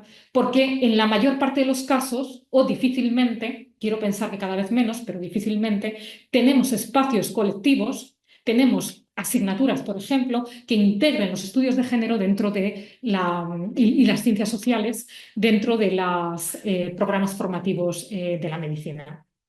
Bien, ¿qué sería formar una zona de contacto más interdisciplinar, ¿no? Que pueda hacer una valoración, fijaros, de un tema técnico, de un tema experto, ¿no? Tan tradicional como la valoración de los riesgos tumorales, ¿vale? ¿Qué sería tener una zona de contacto más transdisciplinar en este caso? Bueno, creo que en este y en otros casos podría apuntar a dos cuestiones que os he puesto aquí a la izquierda. Uno, a que tendremos que buscar mesas de conversación donde no se trata de que no reconozcamos que tenemos bagajes distintos, nos necesitamos desde la diferencia, nos necesitamos con todos esos bagajes distintos, ¿vale? Pero nada dice que tener bagajes distintos implique relacionarnos desde posiciones rígidas que hacen que yo no te pueda escuchar a ti para lo experto. ¿Vale? Eso es una manera muy concreta de manejar lo experto o lo profesional. Necesitamos, por tanto, roles distintos, con aportes diferentes. Necesitamos sostener la diferencia y necesitamos que esa diferencia no se estructure bajo el dualismo experto-lego. No sea una manera de pegar una patada a alguien para decirle, tú aquí no te metas, porque tú aquí, en esto de lo experto, no tienes nada que decir. Tu terreno es lo del humano. Por tanto, necesitamos una mesa de conversación donde el binomio técnico-humano no se juegue de esta manera, donde no demos por sentado que avanzar en lo técnico es ir en contra de lo humano o viceversa. Y por otro lado, por tanto, construir mesas de conversación basadas en equilibrios epistémicos. ¿Qué quiere decir esto? No estamos haciendo equilibrios epistémicos o nos estamos desequilibrando cuando consideramos que unos saberes son más importantes que otros o son más significativos que otros. Que los saberes de las personas activistas son saberes que no tienen un valor epistémico para construir el conocimiento, ¿vale? Que no los necesitamos tanto como necesitamos los saberes de los endocrinos y las endocrinas. A mí me parece que esto es un profundo error y que vamos a ganar mucho si nos atrevemos a ser un poco más creativos. Y creo que podemos ser más creativos porque tenemos ya referentes. No estoy hablando de nada que esté por construir desde cero, ¿no? Y vamos a ser más creativos y sobre todo vamos a contribuir más a construir calidad de vida y procesos participativos si somos capaces de generar y de estar abiertos a generar estas mesas de conversación sin que se nos active el miedo de perder nuestro espacio, ¿vale? O sin que se nos active la defensa del privilegio epistémico, ¿vale? Es que yo quiero seguir siendo, al fin y al cabo, quien tiene la última palabra. Bien, ¿puedes pasar? El ejemplo que os he traído de las gónadas es un ejemplo más entre otras muchas decisiones técnicas que se están tomando habitualmente en la clínica intersexual y que no tengo tiempo de debatir aquí, ¿no? Pero bueno, quería traeros por lo menos poder entrar en uno para que pudiéramos aterrizar toda esta discusión. Os traigo también un par de reflexiones finales. La primera es que la historiografía feminista que vengo revisando últimamente en relación en particular a la ginecología, ha mostrado cómo las estructuras raciales y patriarcales han permeado el conocimiento médico desde el surgimiento de la ginecología como especialidad clínica a finales del siglo XIX. Y por tanto, creo que hay algo que tenemos que aprender o que nos estaría bien que aprendiésemos, y es que cada vez que desde el sector social que sea, también desde la medicina, tratamos de definir qué es una mujer y tratamos de cerrar el concepto de la mujer en torno a la definición que cada cual prefiera, ¿vale? Cada vez que cerramos ese concepto, ¿vale? Estamos generando procesos de exclusión, ¿vale? Y por tanto necesitamos permanentemente dejar abierta la pregunta de qué es una mujer y dejarnos sorprender, dejar siempre que las respuestas a esta pregunta nos puedan sorprender. A veces dejar abierta esta pregunta y no cerrarla es una cuestión de salud pública, ¿no? Y me parece que el ejemplo de las intersexualidades es un ejemplo, pero me parece que lo que está trayendo Denise cuando ha presentado la propia portada, ¿no? De cómo puede ser un seno, tal y como nos están haciendo reflexionar el activismo en cáncer de mama, me parece que puede ser otro ejemplo de por qué necesitamos mantener abierta permanentemente la pregunta de qué es un cuerpo de mujer. Y la segunda aportación o la segunda reflexión que quería traer es que la antropología médica nos pone en contacto con todo un corpus de trabajos sobre cómo las comunidades subalternizadas llevan ya tiempo transformando la parte experta del conocimiento médico, incluidos los manuales expertos. Aquí podría remitirme a todo el trabajo en salud mental y en particular a cómo es imposible explicar la configuración de los manuales del DSM y de la CIE, de los manuales de salud mental, sin entender las luchas en torno a la salud mental, ¿vale? Y, por tanto, todo este corpus de trabajo apoya la tesis de que las organizaciones sociales y los movimientos sociales son fundamentales para la construcción del conocimiento técnico y también para la vinculación de para el anclaje de a la justicia social. Y esto me parece que es un asunto muy importante, ¿no? El poder, de una vez por todas, partir de que la medicina siempre va a influir de una manera o de otra en la justicia social. No hay conocimiento neutro, ¿vale? Por tanto, mejor que sea para apoyarlo, ¿vale? Y esto implica no caer en este marco de la injerencia, ¿no? En este marco defensivo de sentir una injerencia cada vez que entramos en contacto con los movimientos de pacientes, por ejemplo, y para pasar a reconocer el valor epistémico de estas experiencias, ¿vale? Y por tanto poder co-construir conocimientos sin sentirnos amenazados y sin sentirnos en posición de defensa.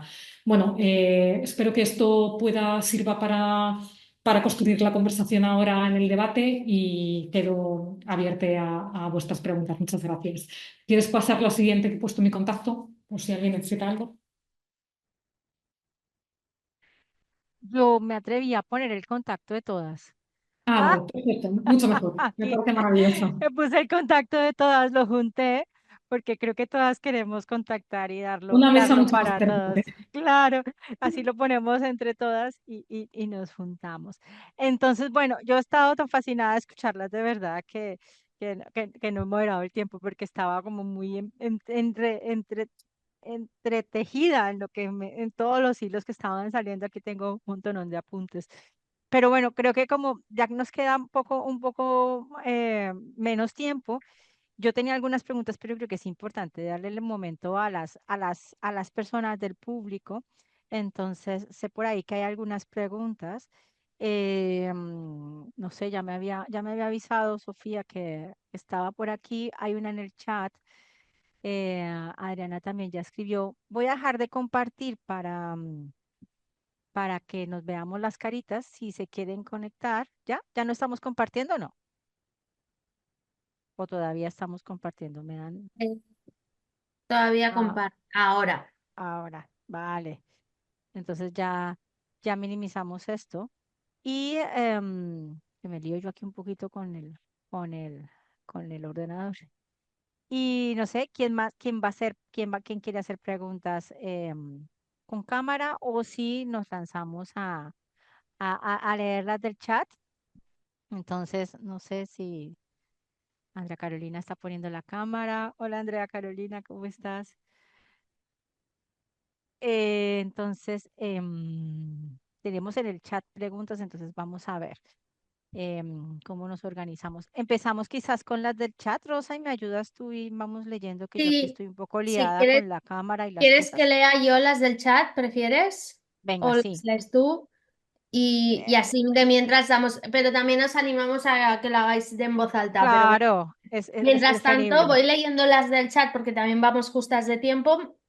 Y que alguien, quien quiera hablar en voz alta, que use la reacción, ¿no? La reacción de Zoom, de levantar la mano y así luego os damos paso. Leo, si quieres yo la de... Vale, Ah, Sofía Sofía. levantó la mano, entonces le daré pie a que luego la haga y entonces leo la de Adriana. Muchas gracias Denise y Sam por sus valiosas charlas, agradecerles por el espacio que nos regalan por compartir sus conocimientos. Quería preguntarle a las dos, desde sus puntos de vista y experiencia, ¿qué estrategias serían las más adecuadas para construir políticas públicas en instituciones de salud para comunidades marginadas, donde el acceso a los medicamentos de alto coste como oncológicos, VIH, tuberculosis, entre otros, son muy limitados? ¿Y cómo hacer sostenibles estas políticas en el tiempo? Bueno, preguntas complejas. Yo, como vamos justas de tiempo, leo la siguiente. Ah, veo que también la siguiente es de Sofía, entonces daré paso a que la haga ella. Y ya está. Entonces yo creo que Sofía, hazlas tú también, ¿no? Y así las recogemos y de paso damos pie. Y tú, Marta, también si tienes alguna, ¿no? Yo creo que también puedes aprovechar. Pero Sofía, adelante. Yo tendría otra hora de preguntas, o sea que Bueno, imagínate. hola a todas, ¿cómo están? Hola, Sofía. Ok, bueno, la primera pregunta era para Denise. Una vez más, Denise, agradecerte por la oportunidad que he tenido de escucharte. Como siempre, es un gran aprendizaje. Mi pregunta está dirigida a si para vos fue posible lograr esas decisiones compartidas con los diferentes profesionales de salud, si el seguro social te permitía mirar alternativas de tratamiento y discutirlas con tu médico, no solamente desde la parte biomédica, como terapias de investigación que hubiese disponibles en el centro hospitalario en el momento, sino también desde el pluralismo asistencial. Además, comentaste el caso como una enfermera cuando te iba a colocar una inyección. Entonces me llamaba a mí la atención que al ser la mayoría de los casos o de las personas, enfermeras mujeres, piensas que no existe esa red de cuidados femeninos desde la sororidad. Esas serían para, Denise, no sé si digo también la de Sam. Sí, sí, Sofía, sí, nos Correcto, agrupamos, sí, gracias. bueno, y a Sam también, pues agradecerle mucho tu presentación, muy, muy interesante. Al final, según te comprendí, no existe un riesgo tumoral al tener las cirujanas mayor contacto con los participantes, no existe un riesgo tumoral al dejar los testículos en las personas. Entonces, me interesaba conocer cuál era la posición de esas personas, si querían exponerse o no a la cirugía y si esa posición al final, pues, era pues, respetada por los mismos profesionales de salud o cómo era la intervención al final que hacían los profesionales de salud. Muchas gracias.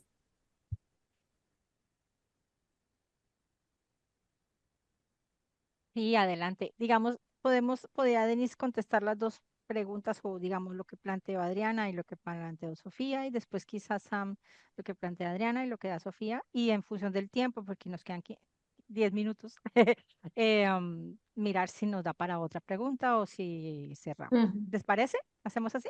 Vale, yo voy rápido primero con la pregunta de De Sofía. Adriana. Gracias Ah, de por, Sofía.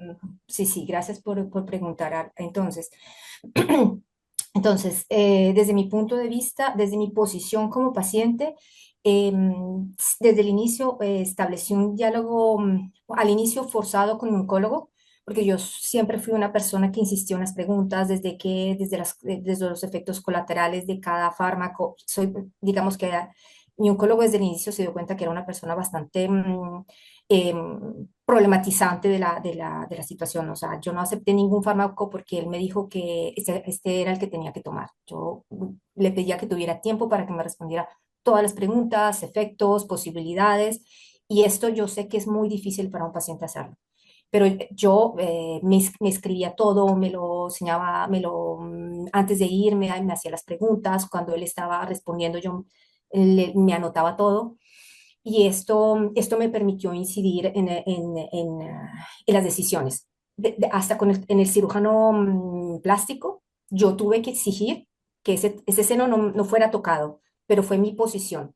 O sea, yo me paré desde ahí, yo dije, este seno no me lo toca, a mí me hace solo esto, siempre, siempre fue así, y es una posición que me tocó pelearla, porque esto sí lo tuve que pelear.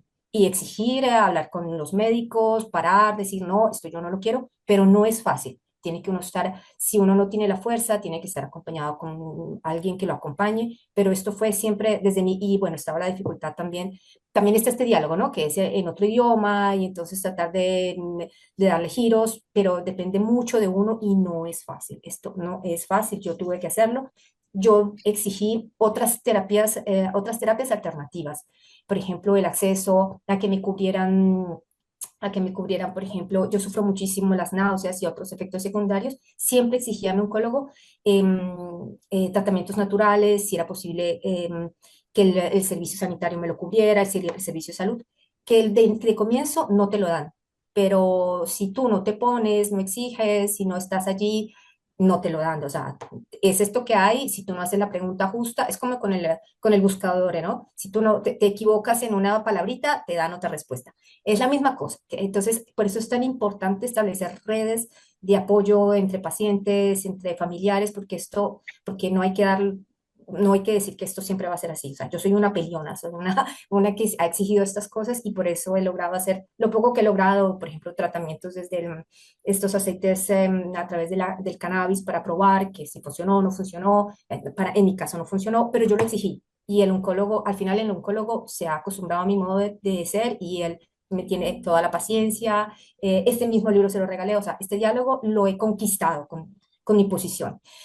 Y la última parte que tú dices, si se ha creado la sororidad con las enfermeras, difícil, muy difícil. Esto ha sido más difícil en oncología. Digamos que ¿cómo se dice? En el reparto, en la parte de ginecología, me ha sido más fácil. En la parte de oncología con las enfermeras, no. No, esto es bastante complicado, tiene que ver con la situación también laboral, el corte de recursos, no están en una posición, están en posiciones bastante difíciles que se hace difícil que esto que pueda mejor, que pueda esto abrirse, pero digamos, sigo trabajando en eso. Hay que seguirlo trabajando, no hay que aflojar, es una cosa que se sigue, que se tiene que seguir conquistando, ¿no? Ni un paso atrás en esto, yo creo que esto es importante.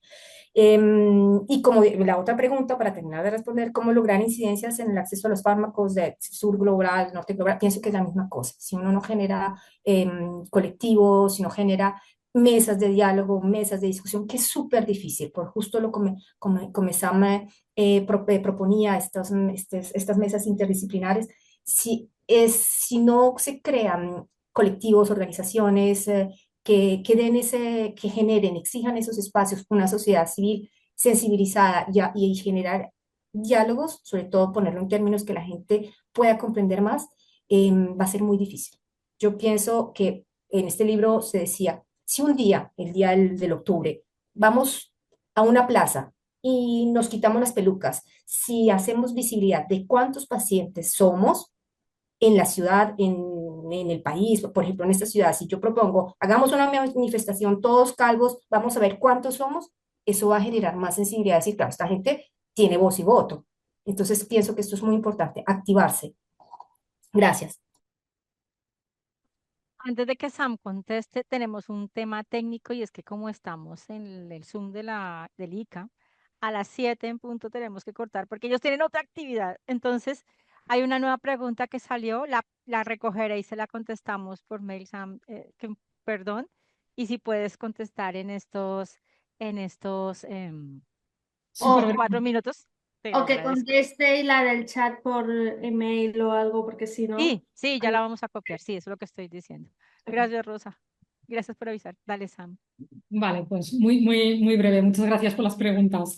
Bueno, empiezo por la del riesgo tumoral. No es que no tengan riesgo tumoral, es que hay que mirar cada variante del síndrome de sensibilidad a los andrógenos. No, lo que no es verdad, ¿no? Es que todas las variantes del síndrome de sensibilidad a los andrógenos tengan el mismo riesgo tumoral de malignización los tejidos de las gónadas. ¿Vale? Hay dos variantes fundamentales, el parcial y el completo, y el completo tiene un riesgo realmente muy bajo. Entonces, no se trata de irnos a pasar del todo al nada, sino se trata de ser capaces de hacer ajustes, ¿no? Y eso es lo que me parece, esos ajustes técnicos son los que me parece que se tienen que hacer con la gente. Y respecto a cómo hacer esto, cómo crear estas mesas de conversación, a mí me parece que es un asunto de la estructura del sistema de salud y de la metodología de cómo hacemos las cosas, ¿no? De la metodología en medicina. Entonces, dejando eso de lado, porque eso implicaría cambios estructurales, yo apostaría por buscar experiencias locales con equipos de gente que siempre conocemos, que tienen ya una mayor cercanía o afinidad, y yo tengo mucha experiencia en que las experiencias locales pequeñas acaben interpelando a las experiencias, a las estructuras más grandes, ¿no? Así que por lo menos ese es mi camino. Y lo voy a dejar ahí, así pues, te doy un minutito para cerrar. Ay, qué pena. Muchísimo, me da pena porque está tan bien la discusión. Le veo la cara a Andrea Carolina y digo, nos faltó tiempo, pero bueno, les agradecemos mucho. Creo que también era muy importante escucharles la voz y estaban tan emocionadas y en el fondo de esto estaba dialogando ya entre sí, así que les agradezco muchísimo, de verdad, a todas. Denise, Dios, qué bonito. Gracias, Rosa, por estar y gracias a las personas que han contribuido y que han participado y han estado todo el tiempo aquí. Las preguntas también han sido espectaculares. Si queda alguna pregunta, acabamos de poner por el chat el mail de la Asociación de Antropologías para completar y continuar el diálogo. Tenemos un poco abierto el tema siempre. Tenemos algunas reuniones, conversatorios. Podemos continuarlo o repetirlo si no, más adelante en nuestro espacio de antropologías. Y pues siendo ya quedando un minutito menos, de verdad agradecerles a todas, a todos. Ha sido realmente enriquecedor. Nos hemos quedado con otra hora de preguntas y respuestas. Y tenemos que agradecerle también al Instituto Catalán de Antropología porque nos deja estos espacios en tremendo espacio que es la Semana de la Antropología que es realmente un espacio muy amplificador, y ya verán que cuando esto esté en YouTube va a generar más impacto. Así que los conversatorios siguen conversando y seguimos conversando nosotras. Nuevamente agradecerles a todas las personas que nos han colaborado, a las entidades que están detrás de que Antropologías pueda hacer toda esta apuesta de pronto un poco creativa, creativa con algo que ya conocemos, que es conversar, ponernos, digamos, romper con ese diálogo y hablar sin esa asimetría, sin esa subalternidad, ponernos todos nuestros saberes encima de la mesa. Esa palabra tan linda que dijiste, la mesa de negociación de estos conversatorios, aunque parezca que es la disposición de dos personas, realmente está dialogando, porque las que estamos en escucha activa estamos también procesando toda esta información y nos dejan muchas lucecitas y muchos hilos para seguir tejiendo más adelante. Así que no se extrañen que las convoquemos para un nuevo conversatorio, que quizás lo hagamos en la red de antropología, y más bien empezamos con las preguntas y después hacemos las respuestas en plan exposición. Así que muchas gracias a todas. Vamos a cerrar aquí. Les agradecemos mucho nuevamente a Lika, nuevamente a Sam, nuevamente a Denise, nuevamente a Rosales. Están aplaudiendo desde el público. Muchísimas gracias. Y Rosa, no sé si te Gracias. queda a ti algo por decir desde No, Antropologías ya o está, estamos. muchas gracias Marta. Y como ha dicho ella, venimos haciendo muchos conversatorios, o sea que os animamos a que sigamos la conversación en otros espacios y nada, muchas gracias. Seguir creativas. Cortamos aquí, ¿vale? Gracias.